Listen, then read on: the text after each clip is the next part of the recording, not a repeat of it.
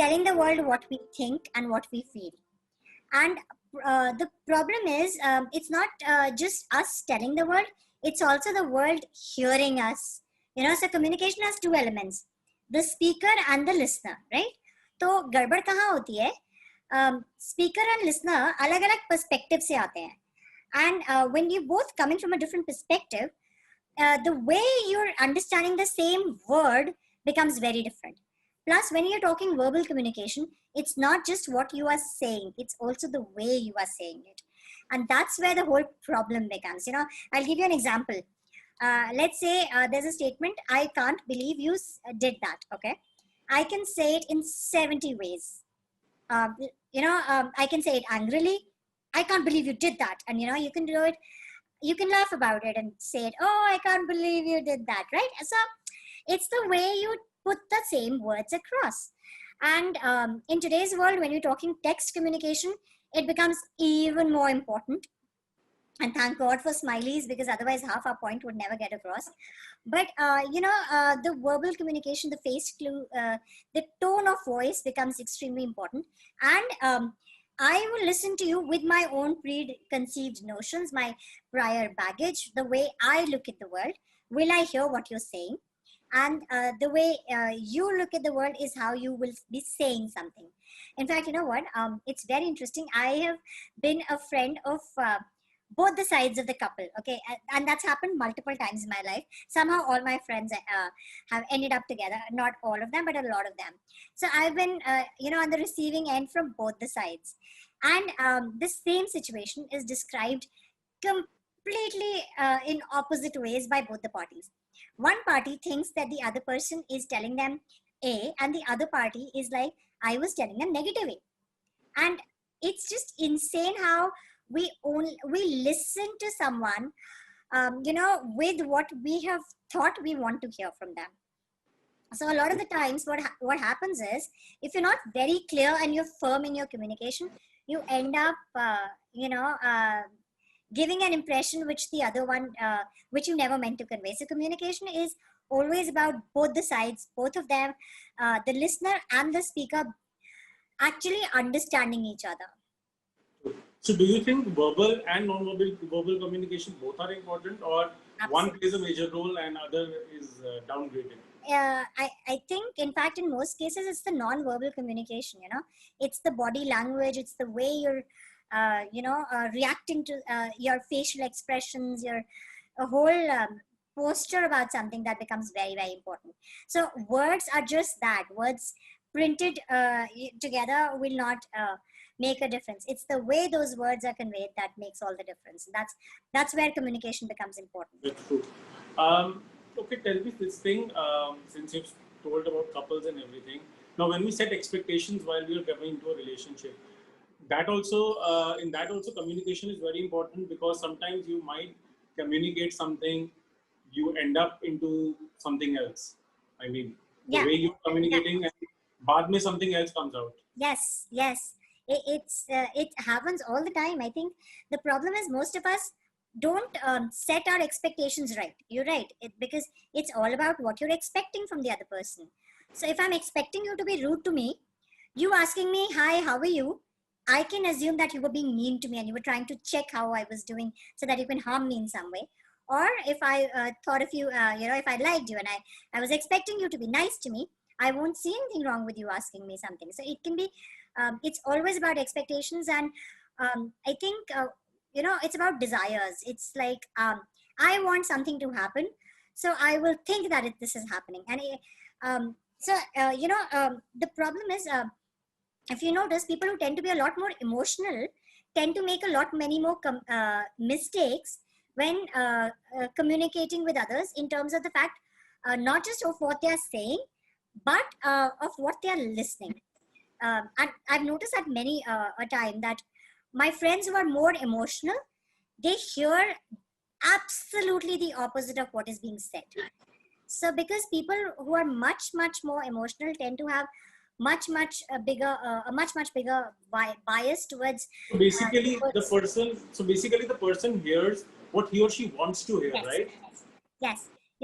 You will hear that someone is proposing marriage to you, while the person was actually telling you that I need space and I need time to think. So they'll be telling you, I think we need to take a space so that, like 2-3 years, let's be this thing. So what they hear is, let's get married after 2-3 years. So it creates such problems. I was listening on this radio today morning itself. Now, this happens with, I think, every teenager or an adolescent person. Yeah. The person says that I need some break. And Yeah. the other person thinks that it's a breakup. Yeah. And they think that हम इधर के भी नहीं है उधर के भी नहीं है तो हम जाए कहाँ? Yeah. So the Ross and Rachel episode, right? That's precisely where you're coming from. But not even just that. A lot of the times, people who tend to be a lot more emotional in their thinking, they are wear that colored bias much more than anybody else, and that creates problems for them. And I think even as a speaker, if you people into a relationship, it's very important that from the initial itself, you set the expectations right. You are clear in what you're thinking and saying. And even if you're confused, you tell that. Most of the times, what most people do, the speaker especially, is that you're trying so hard not to hurt the other person that you talk in a very confused, you're trying to say something and then you're not saying it, and you try to be so polite and soft and nice not to hurt the other person that you hurt them in the long run.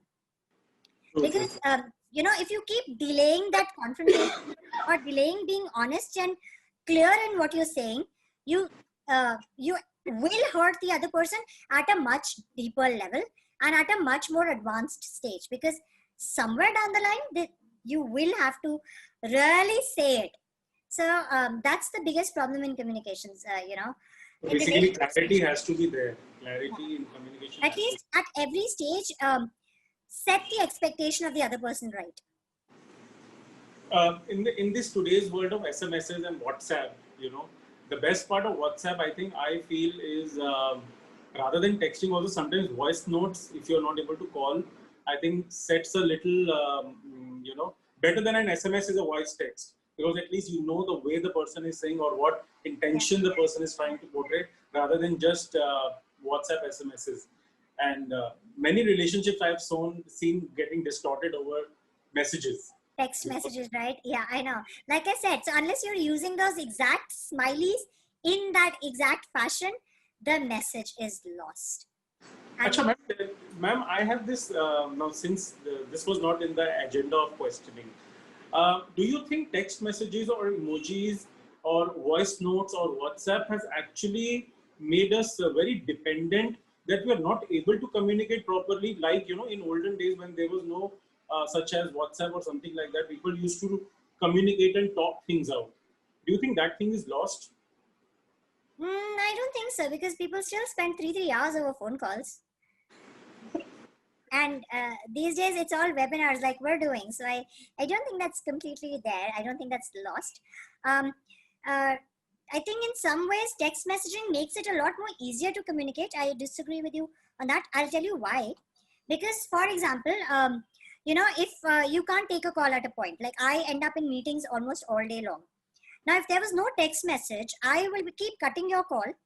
And what you think is that I don't want to talk. Yes. And at that point, my problem is I cannot talk to you. So in that way, I think text messaging makes it easier, because I remember, I'll tell you, it was quite a bad situation. I was in court. I was a witness in court in one of the cases I had investigated. So if you investigate a case, you end up also going to court to give witness about it, to explain what happened. So I was a witness and I was giving my statement. My statement was being recorded and my boss was calling me. Okay, so my boss was calling me frantically, and I couldn't take the call and I couldn't drop a I couldn't do anything about it, because I was in court giving a statement and my statement was being recorded at that moment. And I had told my boss I'm going to be in court, but she'd forgotten. So it was a terrible situation for me, and I kind of almost picked the call, and the judge looked at me and judge kind of yelled at me like, "What are you doing with your phone?" And I'm like, "Oh, sorry, okay." So I had to, drop that message to my boss that, listen, I can't talk right now. If there was that messaging option not available, my situation would have been terrible from both the sides. So I think at times it saves your life. True, true. Um, so another part of this is that why communication is important in relationships and how you have applied it in your life, managing so many different roles after being a bureaucrat, and your family, your friends, your schoolmates, your work profile. So why communication is that important and how you have applied to your life? So you know what? One of the things is you have to be very clear in your head of how you think of the other person and how you think of yourself, because your communication is more about your also you transmitting the way you think of the other person. So if in my particular job, I get very little time to actually spend with my friends and my family now. And if the minutes that I do get, I wasn't putting them in the loop of things, and I wasn't being the same person with them and making sure I spoke to them in the same fashion, I wouldn't I would have a huge set of people who hated me, at least when I come back home and I go to family gatherings. But because I have to make sure I do that, if I'm sitting with them for those 5 minutes, I will not talk about myself, I talk about them. I ask them what's happening in their lives, and I kind of help them out in whatever way I can. It's very important. And I'll tell you one more thing. I was the other day I was speaking to a family member about a conflict that he was facing in his office. And I've been very lucky that all my reporting staff has always loved me. And one of the things is I don't play favorites.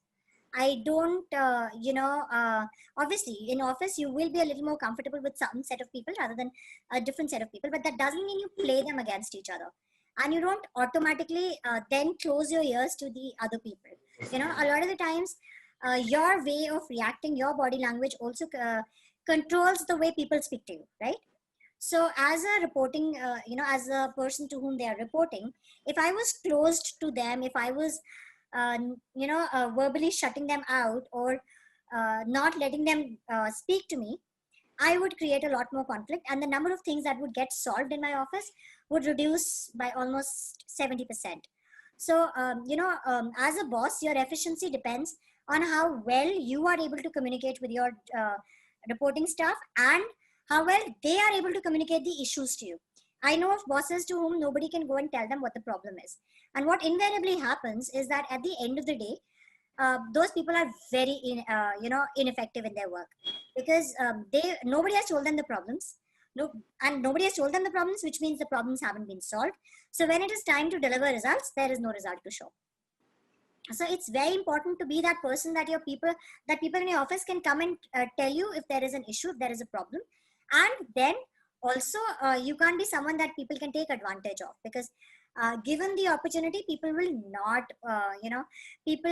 there is a possibility that they'll shun that work and then not want to do it. So you must also be that person who helps them out of their troubles but doesn't take their troubles away. So instead of saying that, okay, it's okay, don't do it, okay, I do is I try to solve that hurdle, like remove the hurdle, but not remove the process and not remove the project itself. So that helps. And I think it's very important. Most people focus all their attention on their relationship with their bosses. That I'm going to be nice to my boss and I'm going to make sure my boss likes me. What you forget is that your efficiency is not dependent on your boss. Your efficiency is dependent on the people who report to you. So, and we keep ignoring our relationship with our juniors. And I think that's terrible, and that's pretty much the worst way of functioning. If people who are reporting to you don't like you, you won't get most things done. Because, see, it's not just the routine things. It's also, our job is development, right? So, specifically in our job, it is all about willing to solve problems outside of your exact sphere of work. So that happens with me much more easily, because my juniors feel that they can come to me, and I take care of them in that respect. And I have been lucky till now. All my previous bosses have been such that they also made sure that they protected their teams and all. But that's where I feel most people fail, that you're so focused in your communication upwards that you forget your communication down the street. Yeah. So what according to you is a healthy relation, communication, healthy Uh, communication? Understanding your audience and then putting your point across to them in the way that you can make sure that they will understand what you're trying to say. Like I said, it's very important for the speaker also to know the audience. So whenever I go for a session, I always ask, who's my audience? Is it kids? Is it professionals? Is it parents? Who am I speaking to? Because I cannot make a point to you about um, X, and your perceptions and the way you look at the world is from a Y perspective. So I always tend to do that. I make sure I know my audience, and that is how I structure my sentences and the tone of my voice and the way I speak. So there is one thing which we always hear in relationships, especially the intimate ones, that there is a 48-hour rule. If you must have heard about it, No, I the 48-hour rule is basically so you communicate things within 2 days and sort it out. okay. But obviously, many people are, they tend to put it on their egos, or they do not want to come up front. They do not want to apologize. Why does this happen? I'll tell you something. For me, if I'm pissed and you approach me within that time, you're just gonna get it. For me, it's better that you stay away till I have cooled down and I have processed my anger on my own. And then I will tell you what you did wrong and why I'm pissed. And then I will forgive you and I will move on. But if you do that within that 48 hours, oh my God, are you going to get it? So I don't know if that works for everybody. It doesn't work. It's not a good strategy to use with me. So I need to process my anger on my own. Approaching me doesn't work. So basically, a person should be given his or her own space to process that. Yeah, that's how I feel. So I think everybody is different from that, because Yes. I know a lot of people who think I got angry and you didn't speak to me and you didn't, try to talk to me and you didn't try to pacify me and you didn't try to apologize. I'm not that person. For me, if I'm pissed, you must give me my space to process it, to work it out, and to forgive you. Because also, I'll tell you honestly, I don't get angry easily. With people, I don't get angry. I'll get irritated and I'll say it at that moment, and that's it. But if I'm actually angry, it would have happened after you having committed a mistake at least 15, 20 times. That's when I get angry. And when I'm that level angry, it's better to stay away and keep your distance and let me come to you than you coming to me.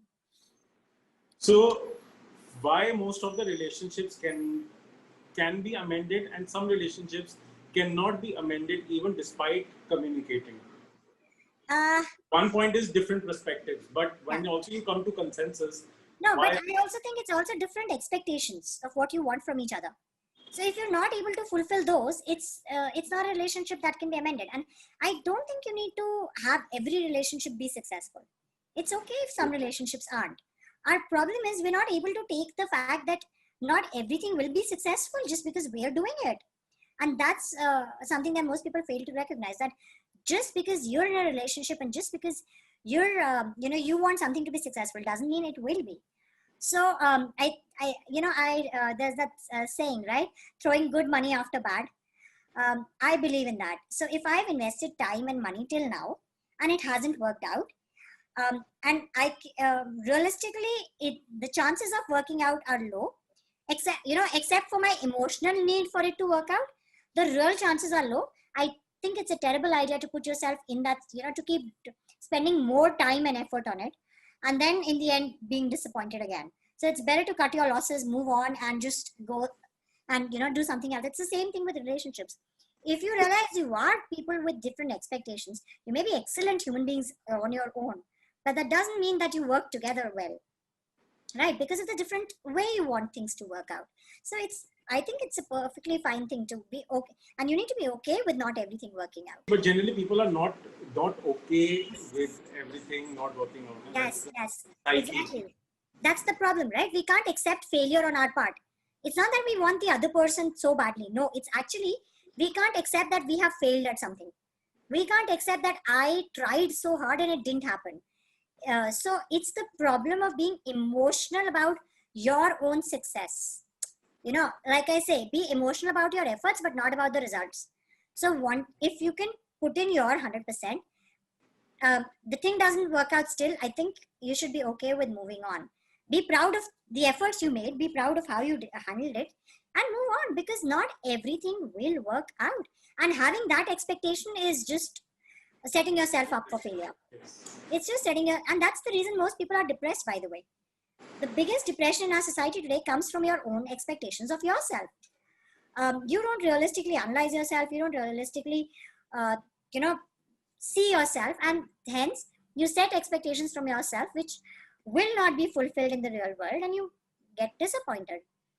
And And the people who cannot understand this part, that setting high expectations ultimately will lead you to fall down. depression, exactly, it's the biggest reason for depression, that your expectations of you are so unrealistic. I don't even say high or low, I say unrealistic. Unrealistic, yeah. Yeah, because see, I can aim to let's say change the small things in Delhi, but if I say I'm going to bring about world peace, that's just stupid, that's just unrealistic. Or I'm going to make sure that Ganga now flows from the opposite direction, that's not going to happen. So it's not just that, it's just unrealistic expectations.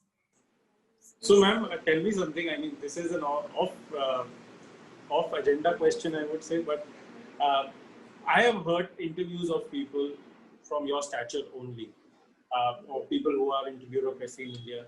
When they say these things in public, or something like, we will change country upside down, we will bring about so much.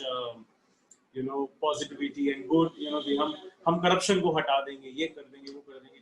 So what is this kind of is this that they say it just for the sake of saying it, or they want to do it, or is it just like a communication failure with themselves? No, I don't think anybody who's there says I will do it. It's the fact most people say I want to do it. So it's the fact that the intent is there, and that they work towards that direction. Obviously, I don't think anybody thinks they will be able to do all that. It's just that they want to do it, and they're trying to do it. So they're making that effort. A lot of the times we're more successful in our efforts than we thought we would be. It's sometimes our expectations of ourselves are lower, by the way, than what we end up achieving also. So I think it works both ways. But I'll tell you honestly, in my kind of job, if you don't have very high expectations, you won't reach anywhere. True. So if you accept the way the things exist, then there is never going to be a change. So for us, it's very important to believe that positive changes can happen. Because only then, if I believe that 100% change can happen, will I be able to achieve 10%. True. For us, that becomes important. But I don't think any of us becomes emotionally attached to the results. For us, we learn that very early on, because we're never there. See, a lot of the work that we do is social sector, right? So any changes in that will take 10, 15 years. So none of us is going to be around in that post for that long. So all of us know that work that we do is very long term. We will not see the results in our life, in our posting at least, maybe lifetime, because if your service is 30 years long, you obviously, you do it in your first 5 years, then you will possibly, hopefully see the results. But nobody says that I will do it. It's more about I want to do it. How important is communication with yourself, like your alone time? So do you realize most of us don't realize our most important relationship is the one we have with ourselves? Yes. It's something that most of us don't realize, that your most important relationship in your life is with you. And if you are lying to yourself, you're basically messing up that most important relationship. You're absolutely, I'm glad you brought this up, because it's something that almost nobody recognizes, that you are the only person who's completely dependent on you. Every single thing you do will always affect you. So if you're not honest with yourself, if you don't admit things to yourself, if you don't spend enough time knowing yourself, I suggest people, please at least talk to yourself in a mirror for 2 minutes. Please. I know, even if you don't do that actively, if you've spent enough time self-introspecting, you don't really need to actively do that, like 2 minutes thing that you're saying. But the point is about self-introspection and being honest with yourself, especially about your failures and what I will here use the word disabilities are. Most of us think we are Superman, and we don't want to admit that I am not good at something. But the minute you start doing that, you'll change the whole, you'll change your life story. True, If you true, do, true. yeah, so if you do that, then you don't really need anything else in life.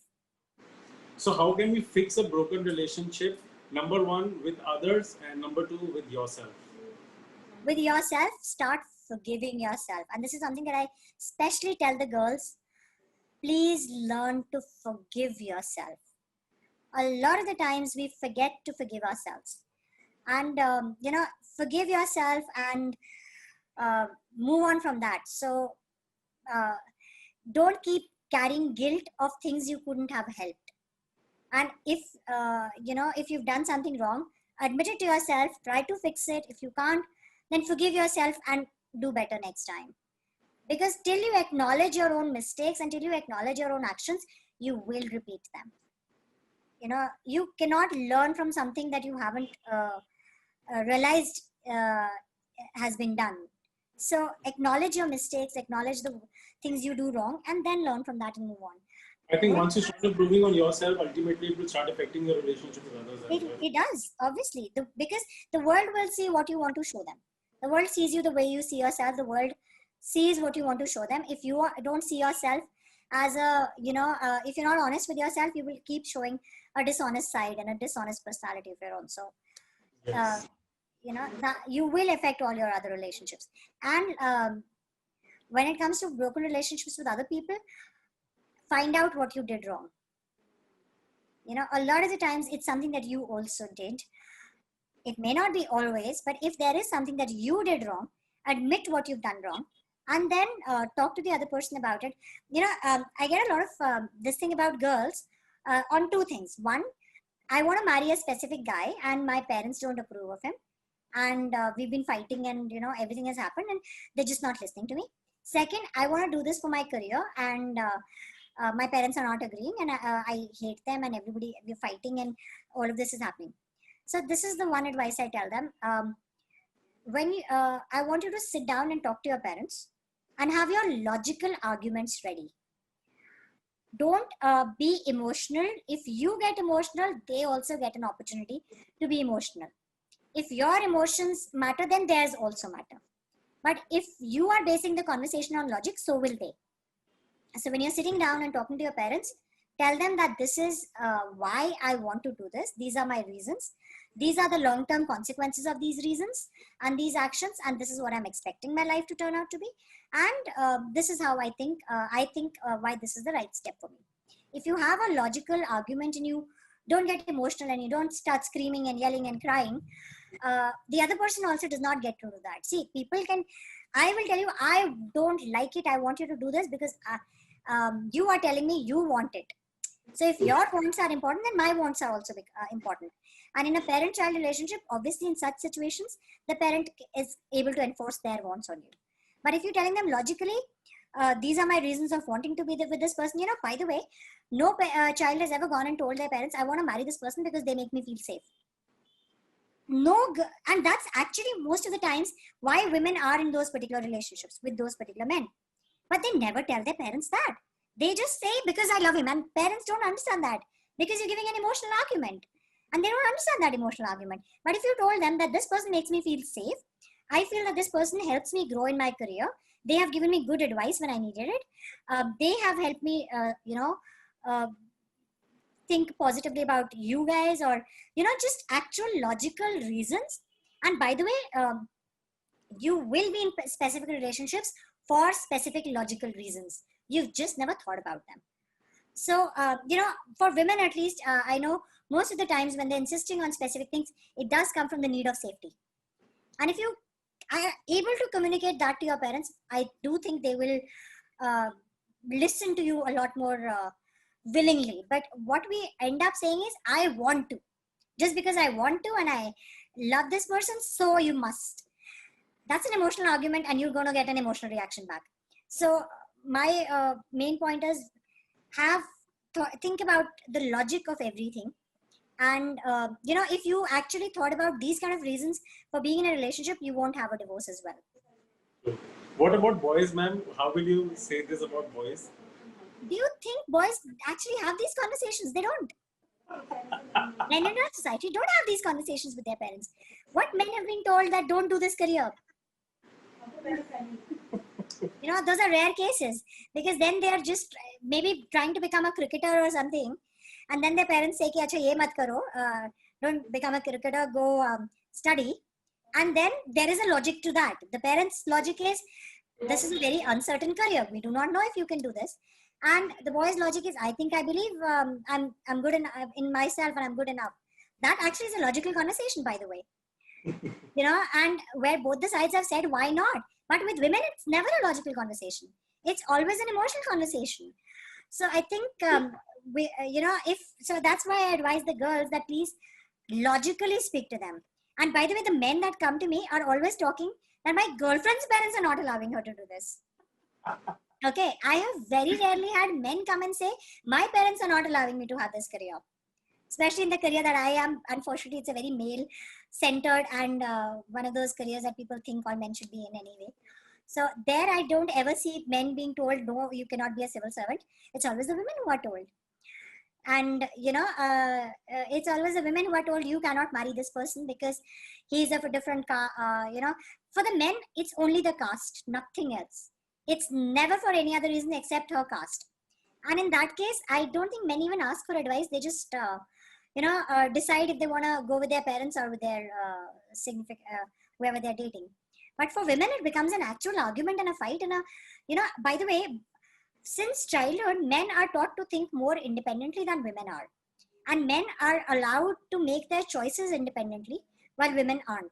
So a lot of the times when men are making that choice of who to marry, they don't actually, fall back onto what their parents think as much, or ask for help on that. Most of the times they decide that, do I want to alienate my parents because of these reasons, and then they make that call. So it's the women who get into that emotional situation. Men ke saath, it's generally one time argument, and mostly for a single cause of caste. We don't expect anything else from the girl except she should be of our caste. Anvi is smiling actually. Yeah, I see her smiling and nodding all this while. I think she's going through one of these situations. Best of luck, Tanvi. Like I said, be logical. Ma'am, last two things I want to know. One, why are we so hesitant on accepting our mistakes in relationships, which is called escalation of commitment, even in adults? Yeah. Why it happens? It's mainly because of the fear of failing at something. If you admit your mistake, you're saying that you failed at something.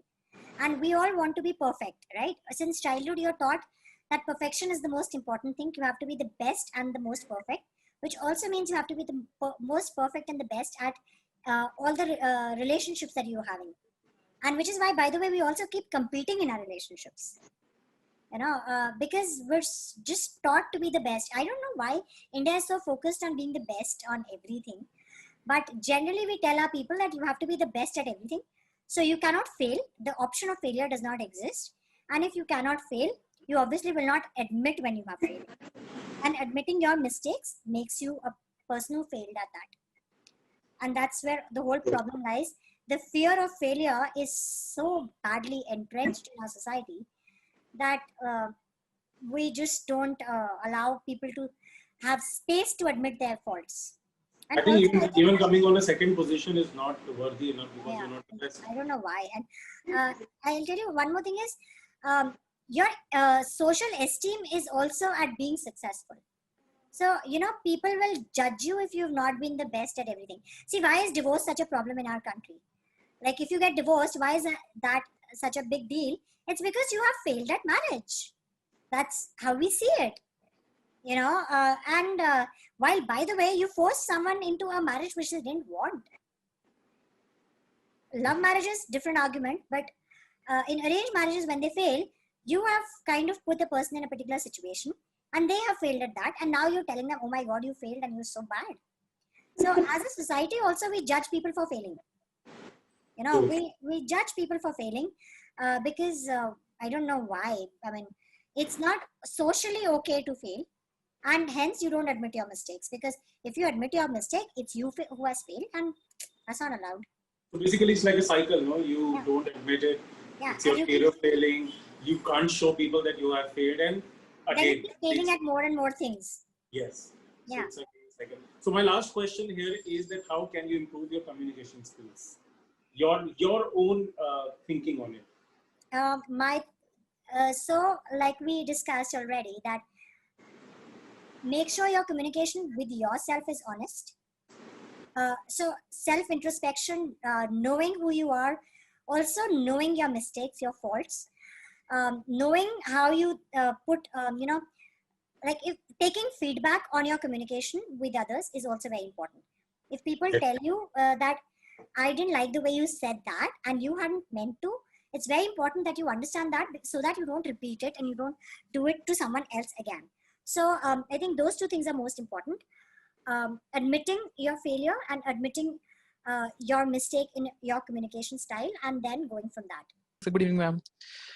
Okay, ma'am, my question is, why usually most of the relations break up after 2 or 3 months?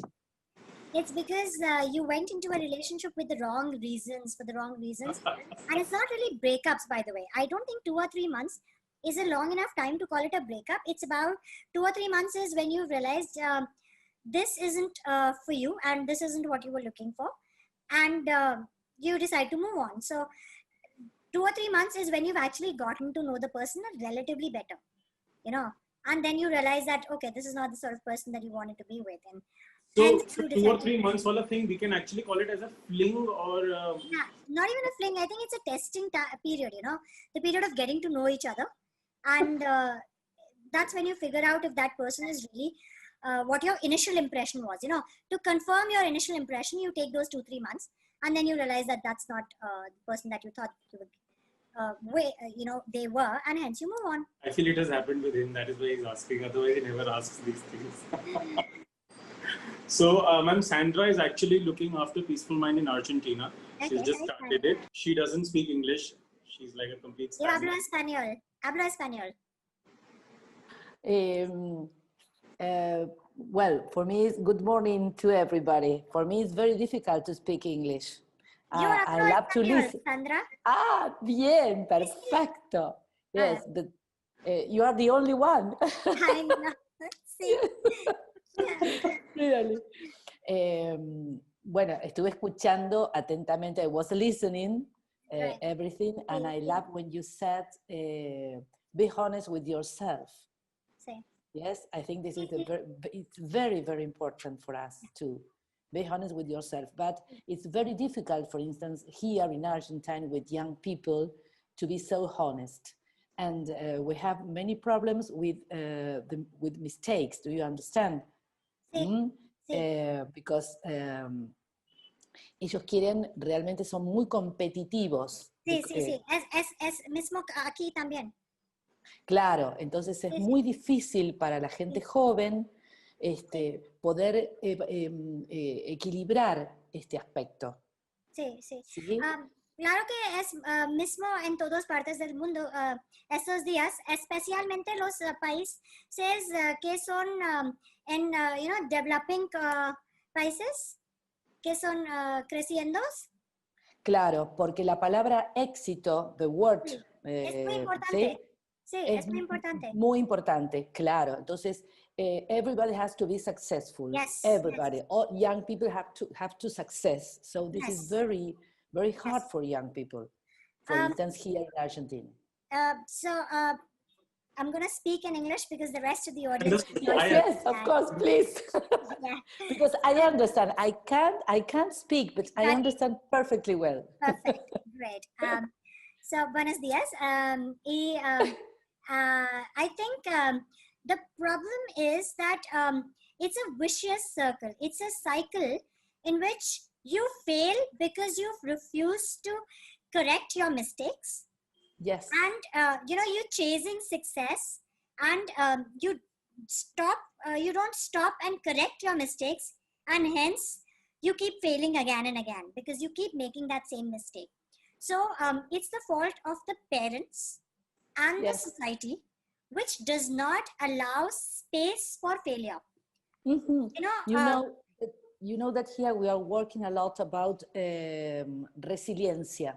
Sisi, Yes, sí. and we are working because we think that it's a very important point es decir, trabajar con los jóvenes, todos Sí. los aspectos, la competencia en lo que sería resiliencia, ¿verdad?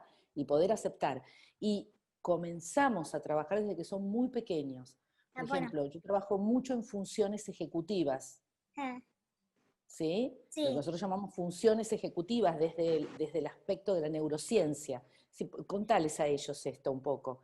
Y desde que son muy pequeños tratamos de que comprendan, ¿verdad?, que tener un objetivo implica que el camino no es recto. Sí, sí, es muy importante, sí. El camino no es recto, sino Sí, que muchas sí. veces va a haber distintas situaciones y que Sí, tienen que es aprender. como- sí. Exacto. Sí, ¿sí? sí, sí. Pero que yo pienso es que es la falta de los padres, ¿no?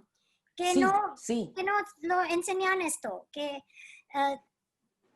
todos van a, no van a suceder. Exacto. Y debemos ser preparados para... Exacto. Claro, prepararlos para la vida, en Sí. realidad. So, Yes. okay, I'm going to translate whatever we've been Yes, saying. please. She's saying that she's been working with little kids and trying to make them more resilient and make them realize that life isn't going to be an uphill, just a straight linear growth graph. So it's actually something which goes up and down. And in their country as well, just like India, people aren't prepared for failure. And, everybody's so competitive and always trying, thinking that they're going to succeed, that when failure happens, they're completely broken and not able to pick themselves up. So she's asking, how do we solve that? So you've already been working on it. You're actually doing what needs to be done, and teach kids, about failure and Yes. about not being the best at everything. So I Yes. actually think what we need to do is we need to help everybody find something that they are great at. What we do is we tell everybody you have to be great at everything. You know? Okay. So Yes. as a child, I was very lucky. I was allowed to be bad at sports, but I was supposed to be good at studies. You know? Mhm. So I was not told that you have to be the best at everything and whatever you try, you have to be great at it. So if I was terrible at painting, I've participated in more than 50 competitions of painting. I'm horrible. Okay. And I didn't win anything. And my parents were okay about it. They didn't say, oh my God, you failed. I still went to another competition. They sent me to a next competition also. But it was okay that I didn't get a prize. But today, Yeah. when our child goes there, we say that, oh my God, you didn't win. Oh my God, we make the child feel so bad about failure that the child then thinks that that's their duty. And then they cannot admit because they are afraid that the world will judge them. And especially the parents will feel bad about them and feel hurt and will be angry. And, I honestly think we should have a system that anybody who's about to become a parent, we do a counseling of them. We teach that. I mean, I was just talking to Nabit right before we started the video that I'm planning these mental health sessions for women who have just become parents. Yes, of course. Because Yes. it's very important that when you become a parent, someone tells you what not to do with your children. Not to do with the children. You know that we work orientación a padres. We call it orientación a padres. Sí, bueno. And this ¿De is a cuál very sujetos? yes, this is a very, very important part of our work with children and with young people. Bueno, This is half of our work is with parents. We have to work with parents. okay. Yes. And what exactly do you do with them? Like, what do you teach them? We talk frequently, and we try to analyze different situations and to think about another way of How they could have handled something. Yes, yes. Bueno. Mhm. Great. Okay. That's something that we should try here as well. So that's great. And Actually, Sandra is also planning a workshop with. Obviously, she's going to host one workshop with this calculator. Yes. Yes, that's what she told me. Definitely, Ira ma'am would be there for sure. She's being Yes. I wish it was in French. I could have spoken English. But, Well, next time, Rabbit. but it was really nice. So, ma'am, we wind up the session. Thank You know, with you, time actually flies. 1 hour is gone, and it was so amazing you. Yeah. learning from you. Thank you, Ira ma'am. Thank you so much. My We stay in pleasure. touch and we start working for the project which we were discussing, and we meet soon. Thank you, Sandra. Thank you, Halima. Thank you, Tanvi. Thank you, Naman. Thanks to myself. Thank you, ma'am. See you. Good evening. Bye bye. Take Bye. care. thank you. Thank you very much.